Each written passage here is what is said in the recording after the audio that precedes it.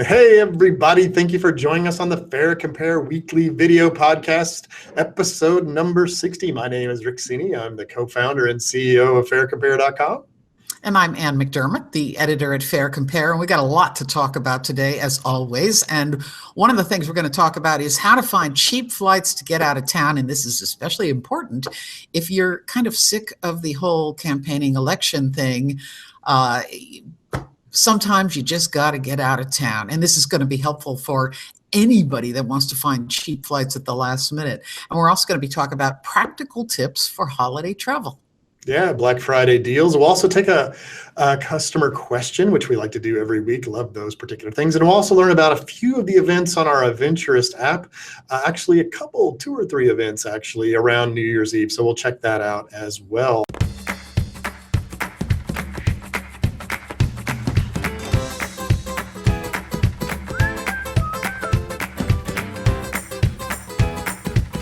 I think the first topic on the board as we sit here on election day, I know the podcast will go out hopefully later today, it may not be there. I'm assuming that on Wednesday, there will be half the country that wants to get out of town, some to Canada, some to Europe, depending on who wins. So then the question is, how the heck do you get out of town cheaply? And we've talked about that in many, many podcasts, but one of the things that's interesting to me in this particular area is the fact that this happens in early November. We know we're going to see some Black Friday deals coming up at the end of the month. We have that sort of nice 2-week period in the first couple of weeks in December where there's clearly some inexpensive deals. So there's some opportunity out there to get away. Okay. I looked up a bunch of fares yesterday, which was Monday, for departures on Wednesday. So that's just 2-day advance notice. I figured that the fares would be out of sight. Well, I was shocked at such good deals. And I compared these get out of town deals to leave the day after Election Day on a Wednesday. And then I compared them with flights later on in the month. And yes, there were some big bargains if you leave, give yourself a couple of weeks advance notice. But it's amazing, how good some of the deals were, by immediate departures. And don't you think that has more to do with that this is autumn, that this is a cheaper It's time autumn to fly in as well as international. If you're flying over an ocean or over water of some sort and a flight's over 3 or 4 hours, typically you're going to see that the advance purchase rules are pretty, and the fact that it's been relatively slow to Europe, for example, they've been sort of peeling back some of that requirement to buy your ticket early to find a decent deal. You still want to shop early. I don't want to get everybody wrong that you don't need to shop early, but essentially they're peeling back some of the onion on that, especially on the places. And for example, you had New York to Milan. Now you had that one flight with Emirates that's been going on that route. Last minute, $711. That's great. That's great. Yeah. So, a little bit longer time frame out, actually under $500. And I want to be clear here. The average fuel surcharge, by the way, they don't call it fuel surcharge anymore. They call it carrier imposed charge because oil companies aren't to blame this time. So we just changed the name. That's sort of a good PR spin. Is, a little over $400 round trip, taxes and fees, $160 to $170, depending on what destination. So you're looking at like $570 normally before you start paying for airfare. Wintertime, maybe you're paying $100, $150 each way for airfare historically. That would have put you in the $750 to $900 range. These are almost half that price in some cases. And a lot of that has to do with WOW and Norwegian Air and some of these other ones with ultra low cost flights that are being matched to some degree. And to some degree, demand dropping because of terrorism jitters. But these are really, really good deals. Here's the problem. Kids are in school. If you have kids, it's tough to get away. And that's the other problem. And that's helping those people that do have a chance to get away. Of course, if you have kids in school, you may think it's tough to get away, but it might be very, very easy to get away. But that's, you definitely have some money to bribe grandma and grandpa to watch the kids for a few days at least. I just want to throw out another one. Chicago to Paris. If you depart in, November 9th, it's $872. I mean, really, that's a good price. That's a great price if you compare it to summer. But if you leave later in November, it's $499. And these are round trip prices. Yeah. I mean, Holy moly. And you know how I found most of these prices? I found them on our getaway map, which I just love. It's fun. Even if you don't want to go on a trip right away, or you're not sure, you just want to see what the prices are like. I cannot recommend the getaway map enough. It's just fun. Yeah, and if your kids are in geography class, you can actually figure out where the globe are and where those darn countries are. Where is that? Where is Norway? I didn't know that Norway was up that high up in the middle of Europe there. So yeah, some great deals. And again, I think this is, and by the way, the dollar is extremely strong. So for those people flying out of the US, your activities, your meals, your lodging, all that's going to be relatively inexpensive comparatively, especially if you're going to a place like the UK, where with Brexit and the pound, dropping precipitously the last 6 or 7 months, it's like having a 20% discount coupon over there every time you pull out some currency to exchange. Well, if anybody's interested, check out this post. It's just a short post with a lot of prices, and we show deals to Mexico, to Canada, to Iceland, and a bunch of other places, and as we mentioned, Europe. So I think you'll enjoy it. Yeah, I think the other topic that we were going to chat about in the podcast too was a little bit about Black Friday deals, Cyber Monday deals coming up here at the end of the month. And this occurs concurrent sort of with Thanksgiving and coming back around Thanksgiving and heading back to Thanksgiving. And I think the one thing that I would note for people when it comes to travel, and especially air travel and these deals, airlines actually have deals ahead of that time. So you don't have to actually shop on Cyber Monday or Black Friday to find some deals. I think you're going to see some flash sales. So it's important that you be on the social channels. We talked a little bit about that. But and by the way, not every deal is a deal on Black Friday. So it's another thing too you need to be looking out for. So it's not always the case that typically Friday is not a great day to shop for airfare. This is one of those kind of crazy times when it's a specialty thing. And Monday is okay for shopping for airfare. Tuesday, we've talked about in the past, is a much better day to shop. Let's go over a couple of the real quick holiday travel tips, like what time should you get to the airport?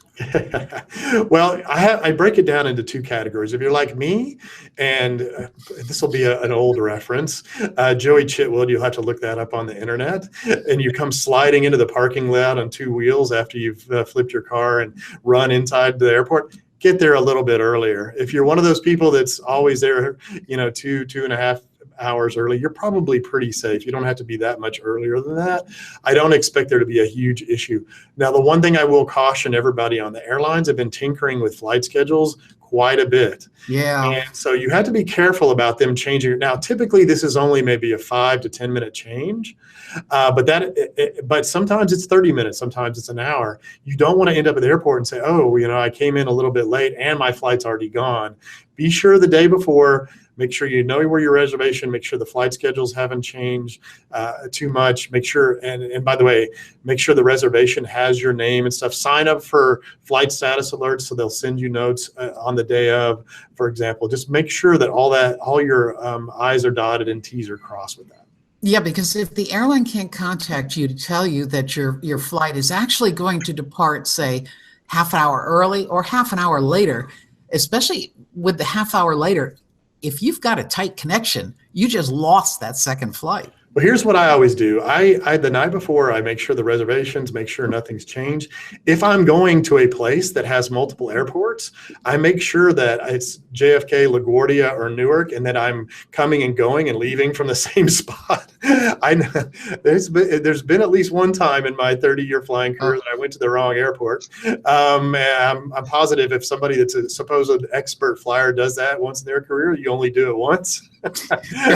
Yeah, and I still have a chuckle over that guy that thought he was flying to Sydney. He thought he was flying to Sydney, Australia from Germany, ended up in Sydney, Montana, and didn't realize until he got off the plane. Well, it wasn't a good story for that poor sap, but yeah, and I've seen people, for example, Dallas can be tricky sometimes because they have Delta at the airport. You could actually be flying into Love Field and out of DFW. Same thing with the airports in Los Angeles. You also have New York, Chicago. So and so just be careful with that. Check that. Make sure everything, and you'll want to pay a little three character code, letter code bingo with the airlines. Make sure you know those things all match up. But yeah, so check that out. Make sure you do that. And look, if you're flying outside the country, make sure your passport isn't 6 months out. In some cases, that can be an issue. For example, and make sure you take your passport with you. If you have pre-check or global entry, make sure you know all those procedures as well. And especially at Thanksgiving, a lot of people want to bring homemade stuff through security. And some quick do's and don'ts. You can bring cakes, you can bring pies, you can bring cookies and sandwiches. You cannot bring anything gloppy or liquidy like jams or jellies or stuff like that. You can bring knitting needles. You can bring a 7-inch or under screwdriver. You can't bring a pole vault. You cannot bring a cattle prod. I learned that looking things up. So be sure to keep your cattle prod in your checked baggage, please. And the important thing is you can, as of about 18 months ago, you can actually bring in a snow globe. So you're good to go. Oh, yeah. It won't be confiscated. Well, who wouldn't want to do that? All right. So, look, I think we covered up sort of the election madness. I got to get out of town. I'm tired of the one-year election process. I know I'm about to head to the polls myself here as we sit here on Tuesday just after lunch, and I'm hoping everybody went out this morning to the polls. And of course, my wife was berating me this morning, saying, you should have voted early. All those signs that were out, you should have stopped by and voted. I'm like, I like voting on the day of, to be honest. It's kind of something. It's one of the things that I've always done. So it seems more real to me. Yeah, voting early, I don't know. I'm an old dude, so what does it matter? I like to vote on the day of. So, I think what we do is we jump into a question from a customer. I'm looking on my board here. It looks like we have Bob from Virginia. And last week we had somebody in Virginia. Make of that what you will. Yeah, there you go. Well, there's only 50 states, so they probably have the same birthday or something. It's one of those weird things. Yeah. Bob says, I'm trying to visit Portugal and Spain from IAD, and that is Washington Dulles. Yeah. Okay, Dulles. Next summer or next fall. And he says, it looks like nonstops from Washington to Lisbon disappear after September 5th, and nonstops from Madrid to Dulles dry up after September 19th. And he wants to know, is this a case where you just need to be patient and more flights will open up after a while? What Bob is running into, what Bob's running into is seasonal flights, right? So essentially nonstops to places where you have heavy demand, and that demand tends to go all the way up until kids go back to school. They'll put on nonstops for the summer season to, for example, Lisbon or to Madrid, for example. And Dulles is not a huge international connecting airport, although it does several nonstop flights because it services the Washington, D.C. area, and Reagan doesn't have as many international flights. But because of that, they move those aircraft to other routes at other times of the year. So he's basically running into the seasonal. And seasonal means the time of year. Also, in some cases, they may only have flights on certain days of the week. Sometimes it'll only be 3 days a week instead of every day of the week, for example. So you run into those issues, and generally they don't add those back on for the fall and winter season. You don't see them add them. They're going to move that aircraft onto some other more lucrative route where they're going to see more demand, for example, for the holiday season. Well, do you think Bob is looking a little too early, maybe? Yeah, he's a little early in the game to be doing that. I think we don't know what oil prices are going to be next year, but I don't expect them to go up dramatically between now and No. next year. We've seen Delta's executives come out during their investor call saying that they think prices to Europe are going to be down next year.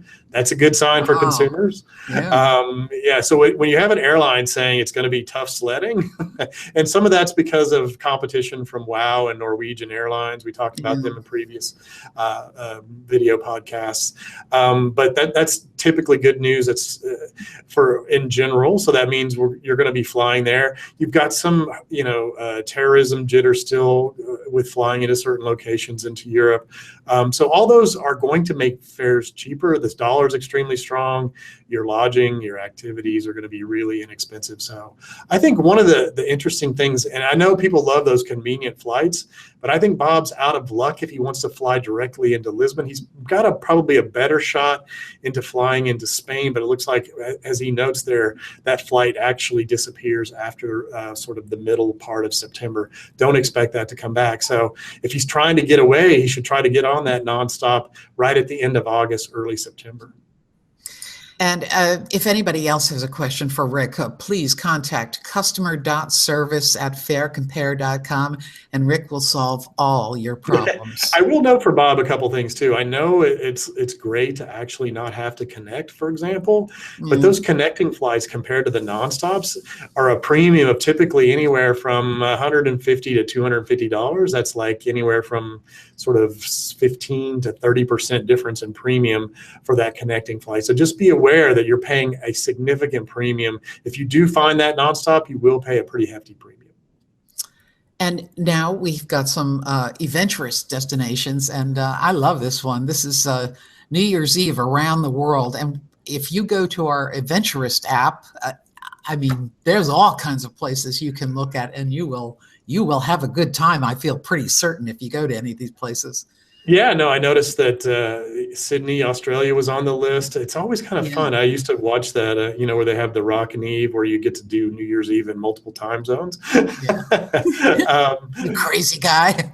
Yeah. So, I mean, yeah, no, it's sort of, have you been to New Year's Eve in New York? I have not been in Times Square on New Year's Eve. No, I have not. No, and I'm not certain I want to. And I love New York. I really, really love New York, but I think I could pass on New Year's Eve. But I know people that have been, and they say it is tons of fun. It's got to be electric. I mean, there's got to be a really good vibe there. And then Sydney, of course, I mean, the iconic opera house there and a variety of other things. So, and I guess, South America even is going to ring in the new year, right? In Rio.